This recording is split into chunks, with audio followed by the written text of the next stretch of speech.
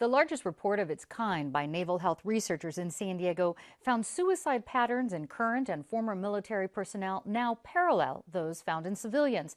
But surprisingly, the increase in service member suicide is not linked to combat. Here with more details from the San Diego Naval Health Research Center are epidemiologist Cynthia Leardman and lead investigator of the study, Nancy Crum-Cianfloni. Welcome. Thank you. Cynthia, this study is part of a much larger military personnel survey called the MILLENIUM Cohort Study. How many service members are in that study? And among the findings of your research, how many committed suicide? Right. So currently in the MILLENIUM Cohort Study, there's over 200,000 current and former service members. For this particular study on suicide, we examined over 150,000 personnel, and there were 83 suicides among those people. So it seems like a small amount, but you have a big population you're looking at. That's right. I mean, suicide in the military is still a very rare event. Okay. And Nancy, the Department of Defense reported more than 80% of military suicides in recent years were among personnel who had never been deployed, never been in combat. So if it's not about going to combat fields and the stressors there, what is linked to this increased risk of suicide? Well, this study found that what's linked to suicides are mental health issues like depression, manic depressive disorder, alcohol misuse. In addition, we found that men have a higher risk of suicide than women. And actually, these are the same risk factors that we would expect to see in the civilian population as well. So it suggests that they're parallel. In this study, how were you able to determine that there weren't deployment-related factors?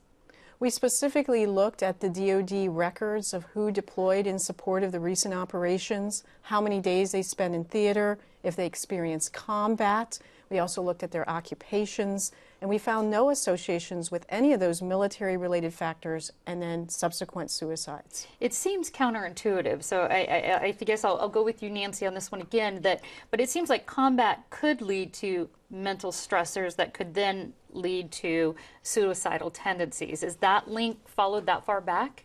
Yeah, that's true. I mean, you could make a link that combat might lead to mental health issues that would lead to suicide, but remember that mental health issues can arise independent of combat, independent of deployments. And so what I think we're seeing here is that mental health issues, independent of whether you deployed or not, are the main drivers for suicide risk. So that we should be focused not so much on deployment, but more focused on who has a mental health issue, who has an alcohol-related problem, and focus on that for preventative strategies. Well, let's go with that. So, Cynthia, if the risk factors, let's say, are the same for civilians and military, why does it seem like the numbers of suicide in the military population are going up as higher than the civilian?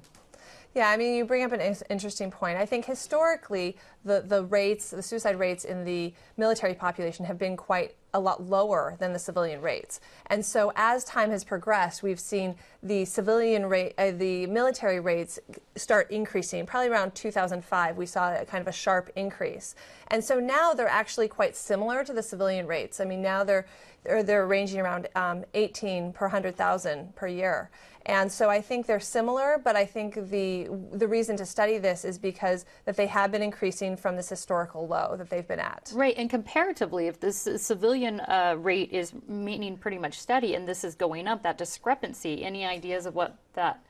Yeah, I mean, we are seeing, not our study, but other studies have shown that there's an increase in mental health disorders among military personnel and veterans. And so if there's an increase in mental health symptoms and these problems, that would be linked with this increased suicide risk. And Nancy, do you think there's some suicide prevention programs in the military that could use this information to their benefit to improve themselves? Absolutely. And I think what this study really helps us do is to focus in on what are the main issues that we should be looking at. And clearly that's mental health issues and alcohol-related problems. And so if we could, I think it's an encouragement to the military to develop programs to prevent these issues, strengthen programs they already have, and then to assure military service members who are suffering from depression or alcohol-related problems have access to care and have very effective care for these conditions. All right, I want to let folks know that on our website we have links to this report and also where you can get help if you are in the military and